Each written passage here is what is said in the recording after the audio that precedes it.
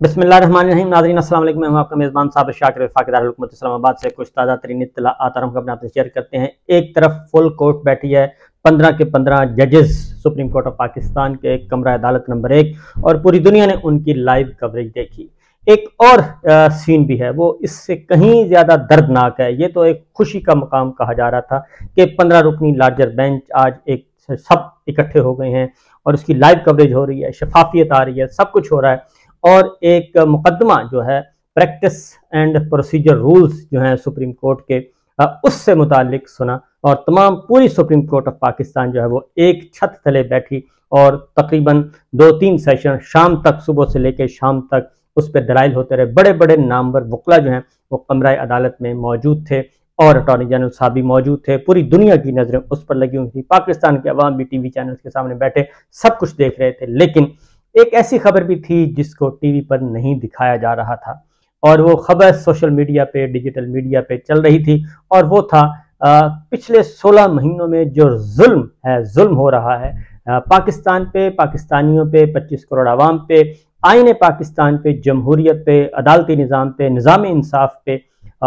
Media کی آزادی پہ جو ظلم ہو رہا ہے، اس کا ہم نے ایک بدترین نمونہ جو ہے وہ ہم نے دیکھا. اور وہ تھا میاں عباد فاروق ہیں، ان پہ الزام ہے 9 مئی کے حوالے سے، ان کو اٹھایا ہوا ہے، وہ زیر حراست ہیں، اور ان کا ایک معصوم بیٹا، اور معصوم بیٹا انتہائی معصوم، وہ اس سارے پروسیجر میں، سارے پروسیس میں جو فاشسٹ طرز حکمرانی پچھلے 16 مہینوں سے مسلط ہے، اس کا وہ شکار ہوا معصوم بچہ، ننھا فرشتہ. اور اس دوران میاں عباد فاروق کے گھر پہ چھاپے مارے گئے، ریڈ کیا گیا، پولیس اٹھا کر لے گئی، کبھی چھوڑ دیتی تھی، کبھی اٹھا لیتی تھی. نہ ماں محفوظ، نہ اہلیہ محفوظ، نہ سب خواتین محفوظ، نہ بچے محفوظ. اور اس دوران وہ بچہ جو ہے وہ ذہنی اذیتوں میں مبتلا ہوا، ذہنی مریض بن گیا، اور اس کا علاج معالجہ کوئی نہیں ہو رہا تھا. اور ڈاکٹرز یہ کہہ رہے تھے کہ وہ جب تک ان کا باپ جو ہے وہ مل لے، اور شاید وہ کوئی تھوڑا سا تھراپی کرے اور کچھ چیزیں واپس آ جائیں، ذہنی طور پہ وہ بچہ مفلوج ہو چکا ہے. بہت زیادہ فریادیں کی گئیں، سوشل میڈیا پہ بھی کی گئیں، ڈیجیٹل میڈیا پہ بھی کی گئیں، اور بہت زیادہ آہو بقا ہوئی، لیکن ان کی فریاد نہیں سنی گئی. اور فریادی در در بھٹکتے رہے. ان کی دادی اماں نے فریاد کی لیکن نہیں سنی گئی. سوشل میڈیا پہ عام لوگوں نے فریاد کی لیکن نہیں سنی گئی. اور وہ بچہ جو ہے وہ آج صبح اللہ تعالیٰ کو پیارا ہو گیا، اور وہ اپنے خالق حقیقی سے جا ملا. یہ ایک ایسا ظلم ہے کہ آپ ان کی تصویر نہیں دیکھ سکتے. سوشل میڈیا پہ بہت ساری بحث چل رہی ہے، سب کچھ ہو رہا ہے. کچھ لوگ میاں عباد فاروق کے جو احتجاج کے دوران ان کی گفتگو ہے وہ دکھا رہے ہیں. یہ بالکل درست ہے، وہ بہت بڑا انہوں نے کیا ہوگا، انہوں نے سب کچھ کیا ہوگا، وہ پکڑے گئے ہیں. لیکن مسئلہ یہ ہے کہ کیا ان کو پکڑے جانے کے بعد کیا یہ بچوں پہ بھی ظلم ہونا چاہیے تھا، فیملی پہ بھی ظلم ہونا چاہیے تھا؟ کیا یہ جو اختتام ہوا ہے کہ اس سے کیا ہوا ہوگا؟ کیونکہ وہ ٹکٹ ہولڈر بھی ہیں، اور وہ پریس کانفرنس کرنے سے انکاری بھی ہیں، اور ان پہ بہت زیادہ دباؤ بھی ہے. تو ان کی سزا جو ہے ان کے بچوں کو، ان کی فیملی کو کیسے دی جا سکتی ہے؟ اور اگر انہوں نے کوئی جرم کیا ہے تو ان کا ٹرائل کیا جائے، عدالت کے سامنے پیش کیا جائے، اور پیش کر کے عدالت کے رحم و کرم پہ چھوڑا جائے. جو عدالت فیصلہ کرے وہ کر سکتی ہے. لیکن جو تصویریں جو ہم نے دیکھا آج، پھر ان کو کچھ لمحوں کے لیے آج ان کو رہا کیا گیا، لیکن ان کو جس طریقے سے رہا کیا گیا، اور اس کے بعد جو میں دیکھ رہا ہوں مختلف لوگ جو آئی وٹنس ہے وہاں کے، وہ جو ویڈیوز شیئر کر رہے ہیں، جو رپورٹ کر رہے ہیں کہ جناب چھتوں پہ بھی پولیس ہے، گلیوں میں بھی پولیس ہے، بہت زیادہ وہاں پہ سیکورٹی کے حصار ہیں. اور پھر وہیں کوئی آنے کے ایک صاحب کو بھی گرفتار کر لیا گیا. یہ جو ساری چیزیں ہیں، یہ کیا ہمیں کیا سبق دے رہی ہیں؟ پوری دنیا میں ہم بدنام ہو رہے ہیں. 9 مئی جتنا بھی آپ اس کو کہہ لیں، لیکن 9 مئی کا اختتام کہیں نہ کہیں تو ہونا ہی ہے. لیکن 9 مئی کے نتیجے میں، 9 مئی کی آڑ میں اگر پولیٹیکل سکورنگ کی جائے گی، پولیٹیکل وکٹمائزیشن کی جائے گی، اور ظلم و ستم کا بازار گرم کیا جائے گا، انتقام، بغض، اناد، یہ سب کچھ ہوگا، تو میرا خیال ہے کہ اس سے کہ کوئی اچھے نتائج برآمد نہیں ہونے، نہ ہوئے ہیں، نہ آئندہ ہوں گے. اور یہ جو ایک طاقت کا استعمال ہے، طاقت کا بے دریغ استعمال ہے، جس میں ظلم جب آ جائے تو پھر ظلم تھوڑی دیر کے لیے ظلم کامیاب ہو جاتا ہے، اس میں کوئی شک نہیں ہے. اور حضرت امام حسین علیہ السلام، ان کو بھی اسی طریقے سے کوفیوں نے بلایا تھا اور بلا کے ان کو شہید کیا تھا۔ تو میرا خیال ہے کہ حضرت امام حسین علیہ السلام جو ہیں وہ شہید ہو گئے، اللہ تعالیٰ کو پیارے ہو گئے، ان کی پوری فیملی چلی گئی، لیکن کیا وہ ولن ہیں یا ہیرو ہیں؟ وہ بلا شبہ ہیرو ہیں، اور وہ اسی طریقے سے ان کو آج بھی لوگ ان کے پیروکار، ان کی تمام امت مسلمہ جو ہے ان کی فالوئنگ کرتی ہے۔ تو بات یہ ہے کہ ظلم جو ہے وہ کسی بھی صورت میں برداشت نہیں ہوتا۔ تو میرا خیال ہے کہ میں تمام کی تمام ہماری پولیٹیکل عسکری قیادت سے یہ ریکویسٹ کروں گا کہ خدا کے لیے اس چیزوں کو ایڈریس کریں۔ ان نفرتوں کو پھیلا کے ہم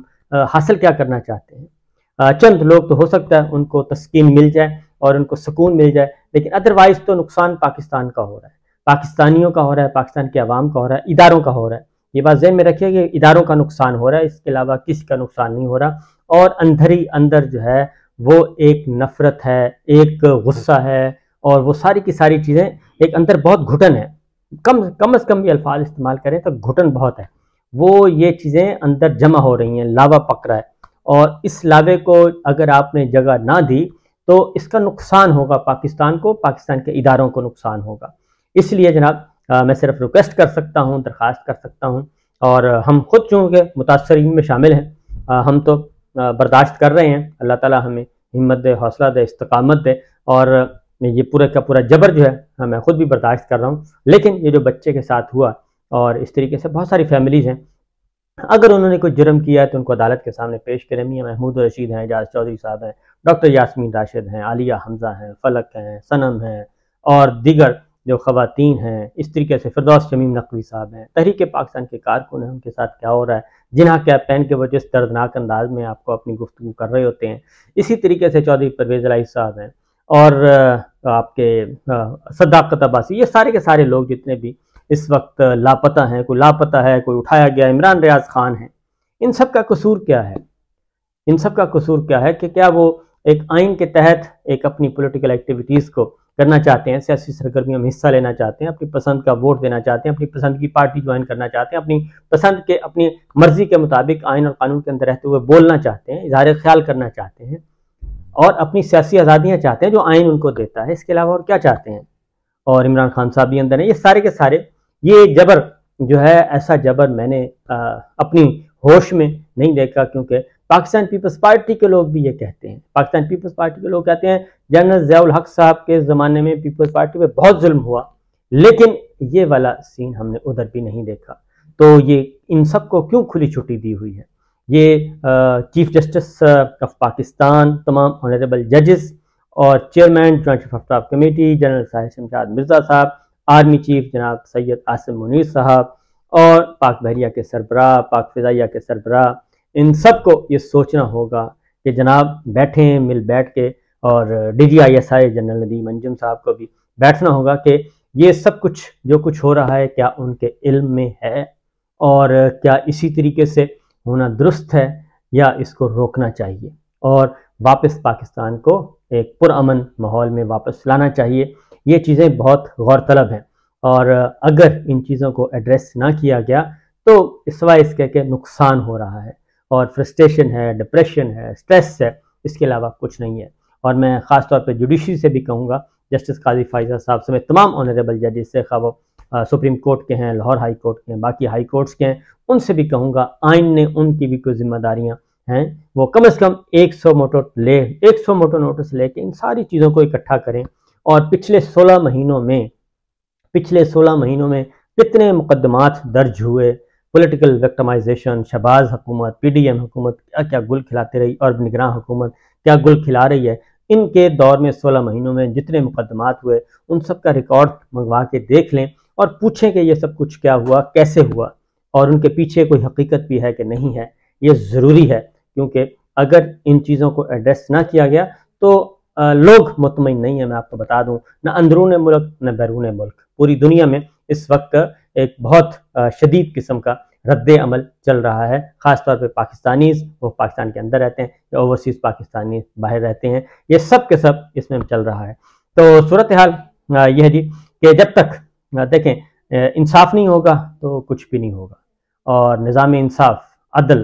عدل ہوگا تو بات بنے گی۔ ریاست جو ہے وہ ماں کے جیسی ہوتی ہے، اور اگر ماں اپنے بچوں سے پیار کرے گی تو بہت ترقی کرے گی، اور ایسا نہیں ہو سکتا کہ ماں اپنے بچوں کی دشمن بن جائے، یہ ممکن نہیں ہوتا، اور پھر نہ ماں بچتی ہے نہ بچے بچتے ہیں، اور پھر وہ پوری کی پوری جو گھر ہے وہ برباد ہو جاتا ہے۔ اس لیے جناب یہ بہت ضروری ہے، کیونکہ یہ ایک واقعہ نہیں ہے، بہت سارے واقعات ہیں، یہ رپورٹ نہیں ہو رہے، اور اسی طریقے سے اسی کی نظر شہید ارشد شریف بھی ہو گئے، اور ہو سکتا ہے بہت سارے لوگ جو ہیں وہ ہر چیز کو پروپیگنڈا کے ذریعے اس کو ڈائیورٹ کرنے کی کوشش کریں، لیکن ایسی چیزیں ڈائیورٹ نہیں ہوتی ایسی چیزیں قائم رہتی ہیں، اور وہ بہت گہرا زخم لگا کے جاتی ہیں، اور ہم نے مشرقی پاکستان میں دیکھ لیا کہ اس کا نتیجہ کیا نکلا، اور وہاں پہ بھی یہ پودے لگائے گئے تھے، اور وہاں پہ بھی یہ فصل اگتی رہی، اور ہم ان کو خاردار جھاڑیاں اور خاردار جو ہے فصل سمجھ کے اس کو اکھاڑتے رہے، اس کو ملیا میٹ کرتے رہے، اس کو رگڑتے رہے، اور اس کو بےخکنی کرتے رہے کہ یہ خاردار جھاڑیاں ہیں۔ وہ خاردار جھاڑیاں نہیں تھیں، وہ خاردار جھاڑیاں جو تھیں ان کو ہم نے غلط سمجھا تھا، وہ حقیقی طور پہ اصل ریئل ایشوز تھے، زمینی حقائق تھے، ان گراؤنڈ ریئلٹیز کو ہم نے نہیں سمجھا، جو وہاں پہ ایک نفرت کی آگ ایوب صاحب کے زمانے سے شروع ہوئی، اور اس کے بعد 11 سال ان کے دور میں رہی، پھر آگے یحییٰ خان، اور یحییٰ خان کے بعد جو الیکشن، اور اس کے بعد ساری چیزیں ہم نے کر کے دیکھ لی تھیں، نتیجہ اچھا نہیں نکلا تھا۔ اور جب قوم متحد ہوتی ہے تو نتیجہ دہشت گردی کے خلاف جنگ وہ پھر نکلتا ہے، اور 22 سال یہ لڑائی لڑی، پوری قوم نے لڑی، تمام اداروں نے لڑی، مل کر لڑی، اور اس میں کامیابی ہوئی۔ لیکن اگر قوم اور ادارے متحد نہیں ہوں گے، اور آپس میں ہی مد مقابل ہو جائیں گے، اور اپنے ہی عوام کو، اپنے ہی قوم کو